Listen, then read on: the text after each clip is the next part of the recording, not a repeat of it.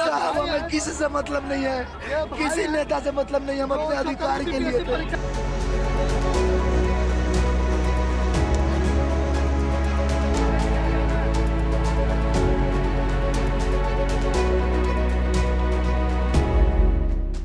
नमस्कार, click India देख रहे हैं आप और मैं हूं आपके साथ राजीव सिंह। छात्र आंदोलन हमेशा से सरकारों के लिए चुनौती और खतरे की घंटी रहे हैं, क्योंकि यह एक ऐसा वर्ग होता है जिसका भविष्य समाज और राष्ट्र के विकास से गहरे तरीके से जुड़ा होता है। छात्रों के अंदर अगर किसी भी तरह का असंतोष पैदा हुआ तो मान कर चलिए उनके अंदर का उबाल सड़कों पर दिखेगा, और उस उबाल को शांत करने की बजाय दबाने की कोशिश किसी भी सरकार ने जबरन की तो तय मानी उस उबाल को दावानल में बदलने से कोई नहीं रोक सकता। बिहार में छात्रों पर लाठीचार्ज हुआ, गला देने वाली ठंड में पानी की बौछार की गई। क्या होगा इससे? क्या आंदोलन शांत हो जाएगा? अगर यही तरीका बेहतर है और आंदोलन शांत हो जाए तो इससे बेहतर क्या हो सकता है? लेकिन ये भी मानिए, हमारे देश में छात्र असंतोष अब रोजमर्रे की बात हो गई है, और ये आने वाले समय के लिए बहुत बड़ी चेतावनी है। चाहे जिस पार्टी की सरकार हो, वो छात्रों के आंदोलनों को नज़रअंदाज कर रही है, ये दुनिया देख रही है। परीक्षा प्रणाली में अनियमितताएं, पेपर लीक, री एग्जाम की मांग और नॉर्मलाइजेशन जैसी प्रक्रियाओं को लेकर छात्रों की निराशा और गुस्सा बढ़ते जा रहे हैं। बिहार में असंतोष इतना बड़ा रूप ले चुका है कि अब यह राष्ट्रीय स्तर पर चर्चा का विषय बन गया है। लेकिन यह समस्या बिहार तक सीमित नहीं है। उत्तर प्रदेश, राजस्थान, इन राज्यों में भी छात्र असंतोष तेजी से बढ़ रहा है। यह केवल प्रशासनिक और शैक्षणिक मुद्दे नहीं है, बल्कि यह छात्रों के लिए उनके भविष्य से जुड़ा सवाल बनकर रह गया है। पटना की सड़कों पर इन दिनों कड़ाके की ठंड के बावजूद बिहार लोक सेवा आयोग यानी बीपीएससी की 17वीं संयुक्त प्रारंभिक परीक्षा को लेकर छात्रों का विरोध प्रदर्शन इसी का अंजाम है। यह परीक्षा 13 दिसंबर 2024 को आयोजित की गई थी, लेकिन परीक्षार्थियों ने इस पर गंभीर अनियमितताओं का आरोप लगाते हुए इसे रद्द करने और फिर से परीक्षा आयोजित करने की मांग की है। छात्रों का कहना है कि परीक्षा के प्रश्न पत्र में कई खामियां थी। न केवल प्रश्न स्तरहीन थे, बल्कि कुछ सवाल निजी कोचिंग संस्थानों के मॉडल पेपर से मिलते जुलते थे। इसके अलावा परीक्षा केंद्रों पर प्रश्न पत्र वितरण में देरी हुई और पेपर लीक होने के आरोप भी सामने आए। इस पूरे मामले को लेकर छात्र 18 दिसंबर से पटना के गर्दनी बाग धरना स्थल पर विरोध प्रदर्शन कर रहे हैं, जबकि आज हो गया 31 दिसंबर। साल भी खत्म हो रहा है, नया साल आने वाला है, लेकिन छात्रों को क्या नया मिलेगा, अब ये देखने वाली बात होगी। इस आंदोलन ने तब और जोर पकड़ लिया जब रविवार को छात्रों ने गांधी मैदान में गांधी जी की मूर्ति के नीचे संसद लगाने की कोशिश की, लेकिन जैसे ही छात्रों ने बैरिकेडिंग तोड़कर आगे बढ़ने की कोशिश की, पुलिस ने उन्हें रोकने के लिए बल प्रयोग किया। इस दौरान स्थिति इतनी बिगड़ गई कि पुलिस को लाठीचार्ज तक करना पड़ा। सोचिए, अब तक इस विरोध प्रदर्शन के दौरान 3 बार लाठीचार्ज हो चुका है। छात्रों का कहना है कि यह उनके भविष्य के साथ खिलवाड़ है और वे अपनी मांग से पीछे नहीं हटेंगे। दूसरी ओर प्रशासन ने छात्रों के इन आरोपों पर कोई ठोस जवाब नहीं दिया है। परीक्षार्थी इस बात से नाराज हैं कि इतनी गंभीर अनियमितताओं के बावजूद बीपीएससी ने अब तक परीक्षा को रद्द करने की कोई घोषणा नहीं की है। वे चाहते हैं कि सभी 912 केंद्रों पर फिर से परीक्षा आयोजित की जाए, ताकि किसी भी छात्र के साथ अन्याय न हो।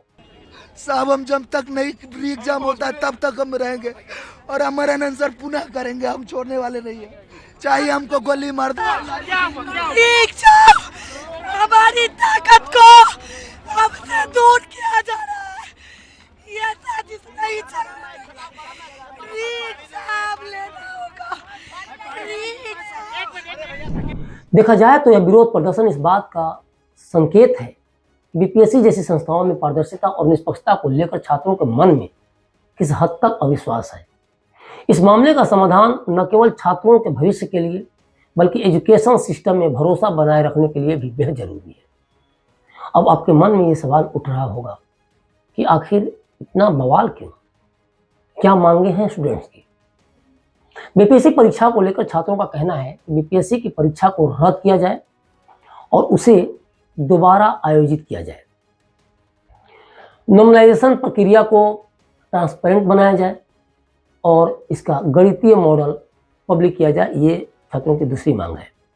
पेपर लीक को लेकर भी वे मांग कर रहे हैं कि दोषियों पर कड़ी कार्रवाई हो, छात्रों पर लाठीचार्ज करने के लिए जिम्मेदार अधिकारियों के खिलाफ कार्रवाई हो। ये भी बीपीएससी एस्पिरेंट्स की मांगे हैं। एक बात तो आपने नोटिस की होगी कि नॉर्मलाइजेशन प्रक्रिया विवाद का मुख्य कारण बन चुकी है। नॉर्मलाइजेशन एक सांख्यिकीय तरीका है जिसका उपयोग विभिन्न शिफ्टों में हुई परीक्षाओं के कठिनाई स्तर को बैलेंस करने के लिए किया जाता है। इसका उद्देश्य यह सुनिश्चित करना है कि किसी भी अभ्यर्थियों के साथ पक्षपात न हो। लेकिन छात्रों का आरोप है कि बीपीएससी ने इसे ठीक से लागू नहीं किया, जिसके कारण आसान शिफ्ट में शामिल छात्रों को फायदा हुआ और कठिन शिफ्ट के छात्रों को नुकसान उठाना पड़ा। अब बात करें अगर नॉर्मलाइजेशन से जुड़े नुकसान को लेकर, तो इसका सबसे बड़ा नुकसान तो ये है कि इसमें कठिनाई का सही आकलन नहीं हो पाता, जिससे विवाद खड़े हो जाते हैं। दूसरी बात कि इसमें किसी छात्र की व्यक्तिगत मेहनत और उसकी परिस्थितियों को नज़रअंदाज कर दिया जाता है। और सबसे खास बात कि इसमें कठिन शिफ्ट के छात्रों का स्कोर कम हो सकता है, जिससे उनका चयन प्रभावित हो सकता है। और जो सबसे गलत बात इस आंदोलन को लेकर लग रहा है, जो कि देश के हर आंदोलन में ऐसा लगता भी है और इसकी पूरी संभावना भी रहती है, वो ये है कि इसे राजनीतिक दलों द्वारा राजनीतिक रंग दिया जा रहा है। बीपीएससी अभ्यर्थियों का आंदोलन छात्रों की वास्तविक समस्याओं से अधिक राजनीतिक दलों के एजेंडे का अखाड़ा बनता जा रहा है। राजद और जनसुराज जैसे दलों ने जो बयानबाजी की है और आरोप प्रत्यारोप लगाए हैं, छात्रों को मुद्दों को अगर देखा जाए तो काफ़ी पीछे छोड़ दिया इन वाद विवाद भी। तेजस्वी यादव और प्रशांत किशोर दोनों ने आंदोलन को अपने अपने राजनीतिक उद्देश्यों के लिए भुनाने का प्रयास किया है। प्रशांत किशोर पर आंदोलन भड़काने और छात्रों को बीच में छोड़कर जाने का आरोप लगा, जबकि तेजस्वी यादव ने सरकार पर कुप्रबंधन का ठिकरा फोड़ा। अगर ये लड़ाई लड़नी है तो भैया लंबी लड़ाई के लिए खड़ा होना पड़ेगा। 4 लाख विद्यार्थियों ने परीक्षा दिया है और यहाँ पर 4-5 बच्चे आए हैं। क्यों आए हैं? सिर्फ 4-5 हजार बच्चे क्यों आए हैं? जब 5 लाख आदमी खड़ा होंगे तब सरकार आपकी बात सुनेगी। 2000 आदमी आने से नहीं होगा। अब स्थिति ऐसी आ रही है कि अब चर्चा करना पड़ेगा कि यहाँ सरकार है भी कि नहीं है। अगर है तो माननीय मुख्यमंत्री जी को लीड करना चाहिए, तो वो निर्णय लेने लायक अब नहीं रह गए। कोई भी विषयों पर निर्णय जो लेना हो वो नहीं ले पा रहे, तो आखिर सरकार कौन चला रहा है? तो सरकार जो है चंद रिटायर्ड अधिकारी और 2 एक नेता हैं, जो 2 दिल्ली में 2 पटना में हैं, वही लोग अपने फायदे के लिए निर्णय ले रहे हैं। उन लोगों का कुछ नहीं है, बीजेपी से तालमेल है, उन लोगों को अपना देखना। बिहार को इन लोगों ने छोड़ दिया, बिहार की जनता को छोड़ दिया। दोनों नेताओं की बयानबाजी से स्पष्ट होता है कि छात्रों के हितों के बजाय राजनीतिक लाभ अर्जित करना इन दलों की प्राथमिकता बन गया है, जिसमें आंदोलन का उद्देश्य नदारद है। बांग्लादेश का मुद्दा अभी भी थमा नहीं है। मैं ये इसी कॉन्टेक्स्ट में बोल रहा हूँ। देश सुलग रहा है और उसमें भी छात्र आंदोलन का इतिहास ही रहा है। कहना गलत नहीं होगा कि जिस तरह से छात्रों से रिलेटेड मामलों में खास तौर पर उनकी परीक्षाओं, पेपर लीक वगैरह को लेकर भारत में स्थिति अक्सर देखी जा रही है, तो यह केवल एक छोटी सी घटना नहीं है, बल्कि यह आने वाले समय में कभी भी बड़ा राजनीतिक संकट पैदा कर सकती है। छात्रों का असंतोष एक ऐसा फोड़ा है जो कभी भी नासूर बन सकता है। अगर इसे समय रहते ठीक नहीं किया गया तो यह पूरे देश की शांति और स्थिरता को खतरे में डाल सकता है। इसलिए यह सरकारों के लिए समय की मांग है कि वे छात्र आंदोलनों को न केवल दबाएं, बल्कि उनके मुद्दों को गंभीरता से समझें और एक समाधान की ओर बढ़ें। बहरहाल आपकी इस पूरी खबर पर क्या प्रतिक्रिया है?